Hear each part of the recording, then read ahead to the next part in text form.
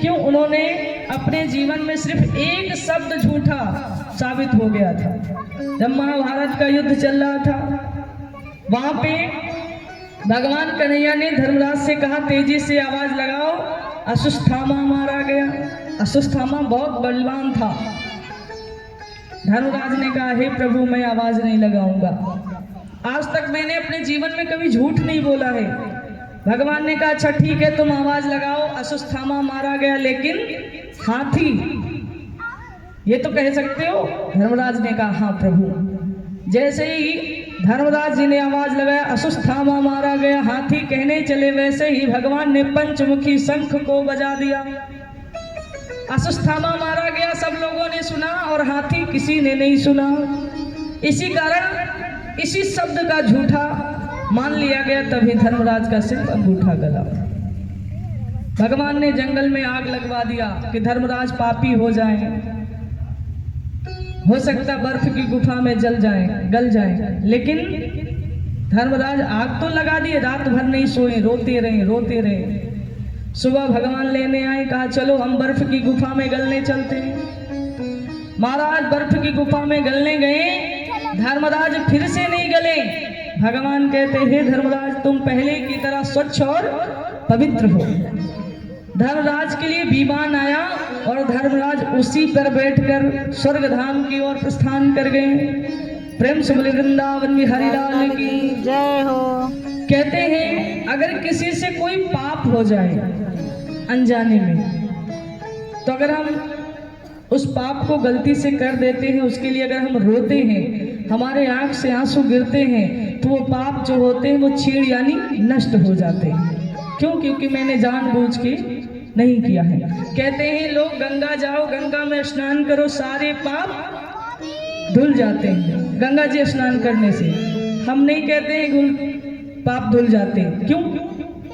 Mummy को डंडा से मारो, पिता को डंडा से मारो, गौ हत्या कर दो, संतों को सताओ, ब्राह्मणों को सताओ, फिर जाओ गंगा स्नान करो, ऐसे पाप कभी नहीं धुलते महाराज। अनजाने में किए गए पाप धुल जाते हैं, लेकिन अगर माता पिता को सताओगे, गौ को सताओगे, ब्राह्मणों को सताओगे, ऐसे पाप नहीं धुलते महाराज। चाहे एक बार नहीं, 100 अपने राज्य को काफी दिनों तक बड़े नियम से चलाते हैं। परीक्षित की राज में सिंह बकरी एक घाट पर पानी पीते हैं, प्रजा को एहसास नहीं होता कि हम इनके नौकर हैं। नौकर को इसी तरह से रखना चाहिए। क्यों? क्योंकि मैंने कई लिखने लगता है। क्यों? क्योंकि अगर आजकल क्या होता है, ज्यादा छूट दे दो तो ना जाने क्या कर देते हैं। हाँ। तो महाराज, जब महाराज परीक्षित अपने राज्य को चलाते रहे, एक बार महाराज परीक्षित घोड़े पर सवार होकर शिकार खेलने गए, वन को, जंगल को।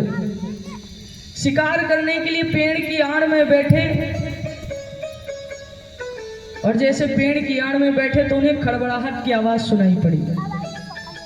महाराज परीक्षित ने उठ के देखा तो क्या देखा कि एक रोती चिल्लाती गाय दौड़ती चली आ रही है।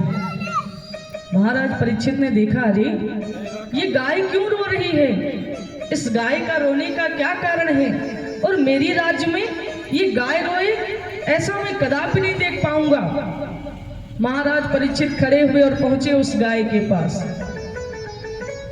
तब तक महाराज परीक्षित की नजर पड़ी, क्या देखा कि उस गाय के पीछे एक लंगड़ाता दौड़ता हुआ बैल चला आ रहा है। और फिर महाराज परीक्षित ने देखा तो क्या देखा, उस बैल के पीछे काला कुरूप चंडाल हाथ में मूसल लिए दौड़ता चला रहे महाराज। महाराज परीक्षित ने देखा, अरे ये दुष्ट, ये कौन है जो हमारी गाय पर और इस बैल पर अत्याचार कर रहा है? महाराज परीक्षित पहुंचे गाय के पास। हे वसुंधरे, हे कपिले, तुम क्यों रो रही हो? और ये तुम्हारे पीछे ये काला कुरूप चंडाल, ये कौन है? महाराज परीक्षित ने जब पूछा तो रोती हुई गाय ने कहा, हे महाराज परीक्षित, मैं कोई साधारण गाय नहीं हूं, मैं पृथ्वी के रूप में गाय बनकर प्रकट हुई हूं। मैं पृथ्वी हूं, गाय के रूप में प्रकट हुई हूं। हमारे पीछे जो लंगड़ाता दौड़ता हुआ बैल चला रहा है, ये बैल नहीं बल्कि ये धर्म है। इसके पीछे जो काला कुरूप चंडाल दौड़ता ये कलयुग है। जहाँ पर धरती रहेगी वहीं पे धर्म रहेगा, और जहाँ पर धर्म रहेगा वहीं पर ये कलयुग रहेगा। महाराज परीक्षित ने कहा ठीक है, लेकिन ये अत्याचार क्यों कर रहा है? मैं इसे कदाप जीवित नहीं छोड़ूंगा। महाराज परीक्षित ने अपनी तलवार उठाया, कलयुग महाराज के सामने खड़े हो गए।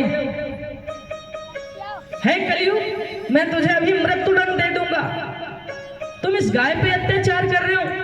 कलयुग ने कहा कि ब्रह्मा की लेखनी को आज तक कोई नहीं टाल पाया है। अगर आप ब्रह्मा की लेखनी को टालेंगे तो सबसे पहले दुनिया में आप ही हो। महाराज परीक्षित अपनी तलवार को नीचे कर लिए कि ब्रह्मा की लेखनी को कौन टाल पाया है, मैं तो नहीं टाल पाऊंगा। कलयुग महाराज ने कहा मेरे युग में जैसी सुविधा होगी ऐसे अन्य युगों में तुम्हें सुविधा नहीं मिलेगी। महाराज परीक्षित ने कहा कौन कौन सी? कहा मेरे युग में भजन मात्र से ही मनुष्य का भव सागर पार हो जाएगा। अपने कानों से कथा सुनेगा, सारे पाप छीड़ हो जाएंगे। अपने पैरों से चल के मंदिर पहुंच गया, भगवान को प्रसाद अपने हाथों से चढ़ा दिया, अनजाने में जो पाप हुए हैं सब नष्ट हो जाएंगे। अन्य युगों में अनेकों वर्ष तक संत महात्मा तपस्या करते थे, तब भगवान दर्शन देते थे। लेकिन इस कलयुग में अगर कोई सच्चे मन से भगवान का तप करे, भगवान की तपस्या करे, तो भगवान उसे साक्षात दर्शन देते हैं। कलयुग महाराज की बातें सुनकर महाराज परीक्षित बड़े प्रसन्न हो गए। महाराज परीक्षित ने कहा ऐसी बात है तो ठीक है, तुम मेरी एक शर्त सुनो। कलयुग महाराज ने कहा कौन सी? कहा मैं तुम्हें मारूंगा नहीं। कहा ठीक है। महाराज परीक्षित ने कहा मैं तुम्हें जहां पर स्थान दूंगा तुम वहीं पर रहोगे। कहा ठीक है। महाराज परीक्षित ने कलयुग महाराज को स्थान दिया। कहाँ कहाँ? कहा जाओ वहां पर रहो जहां पर लड़ाई झगड़ा हो रहा है, वहां पर जाके रहो जहां पर जुआ मांस मदिरा पान हो रहा है, वहां पर जाके रहो जहां वेश्याएं नाच रही हैं, और वहां पर जाके रहो जहां पर झूठ बोला जा रहा है। कलयुग महाराज ने हाथ जोड़ लिया, अरे कोई तो एक अच्छी जगह दे दो। महाराज परीक्षित ने कहा ऐसी बात है तो ठीक है, तुम जाओ गिरे हुए स्वर्ण में यानी कि सोने में निवास कर सकते हो। लोग कहते हैं ना कि गिरा हुआ सोना नहीं उठाना चाहिए। हाँ, सब उठाओ लेकिन गिरा हुआ सोना कभी ना उठाओ। क्यों? ये कोई नहीं बताता, बस कहते हैं कि उठाना नहीं चाहिए, ये बताते हैं लोग। इसलिए नहीं उठाना चाहिए क्योंकि उसमें कलयुग महाराज का स्थान हो जाता है।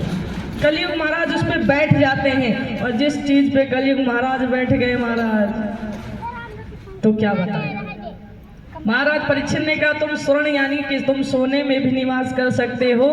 तो कलयुग महाराज जाकर जो महाराज परीक्षित के राज्य में जो मुकुट रखा था उसी मुकुट में जाकर बैठ गए।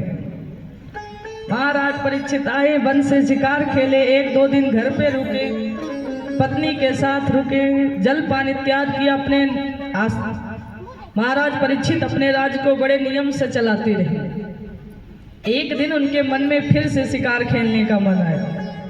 महाराज परीक्षित आज उसी मुकुट को अपने सर पे धारण किए। कौन से मुकुट को? जिस मुकुट में कलयुग महाराज बैठे हैं, उसी मुकुट को उठाया और सिर पे धारण किया और रथ पर सवार होकर चल पड़े शिकार खेलने। महाराज उस मुकुट में कलयुग महाराज बैठे हैं। महाराज परीक्षित की जो बुद्धि है ना, कलयुग के बस में हो गई। अब जैसा कलयुग कहता है महाराज परीक्षित वैसे ही कर रहे हैं। महाराज पहले शिकार खेलने जाते थे, संत महात्मा मिलते थे, उनसे सीताराम जय सियाराम होता था। आज महाराज परीक्षित की बुद्धि कलयुग के बस में चली जा रही है। शिकार करते करते उन्हें प्यास लग गई, रथ से उतरकर पानी की खोज करने लगे, जंगल में भटकने लगे। महाराज परीक्षित को एक आश्रम दिखाई पड़ा। वो आश्रम किसका है? समीक मुनि का आश्रम है। महाराज परीक्षित ने मन में विचार किया यहीं पर मुझे जल पीने को मिलेगा। महाराज पहुंचे, महाराज परीक्षित समीक मुनि के आश्रम को। और जब समीक मुनि के आश्रम को पहुंचे तो समीक मुनि बैठे तपस्या कर रहे थे, उनको बड़ा ज्ञान था। समीक मुनि ने नजरें उठाई और देखा महाराज परीक्षित को। तो समीक मुनि ने क्या देखा, रे महाराज परीक्षित के सिर पे तो कलयुग बैठा है, इस समय महाराज परीक्षित को नहीं देखना चाहिए। उन्होंने ऐसा मन में विचार करके अपने नेत्र बंद कर लिए, और जब नेत्र बंद कर लिए तो महाराज परीक्षित ने क्या देखा, इस ऋषि ने, इस संत ने इस राजा को देखकर अपनी आंखें बंद कर लिया। अभिमान आ गया। क्यों? क्योंकि वो उनका अभिमान नहीं है, वो कलयुग का अभिमान है जो उनसे करा रहा है।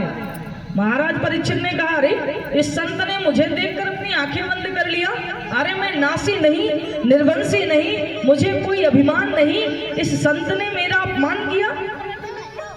मैं कहीं पर भी पहुंचता हूं, लोग मेरा सम्मान करते हैं, और इस संत ने मेरा अपमान कर दिया।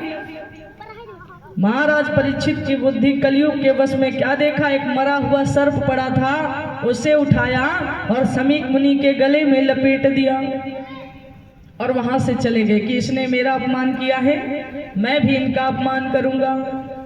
इतना करके चले गए अपने महल को, और जैसे ही मुकुट को उतार कर महाराज रखे तो बार बार वो पछता रहे, पश्चाताप कर रहे कि आज मेरे इन हाथों से क्या हो गया।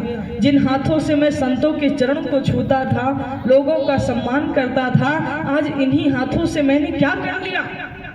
पश्चाताप करने लगे। इधर समीक मुनि के पुत्र आ जाते हैं। समीक मुनि के पुत्र ने देखा, क्या देखा, मेरे पिताश्री के गले में ये मरा हुआ सर्प किसने लपेट दिया है। उनको क्रोध आ गया कि जिसने मेरे पिताश्री के गले में ये मरा हुआ सर्प लपेटा है, आज मैं उसे कदापि नहीं छोड़ूंगा। उस सर्प को उठाया, जमीन पे रखा, अपना जल का कमंडल लिया और हाथ में जल लिया, मंत्र पढ़ा और छींटा मारा, और वो सर्प जिंदा हो गया, जीवित हो गया।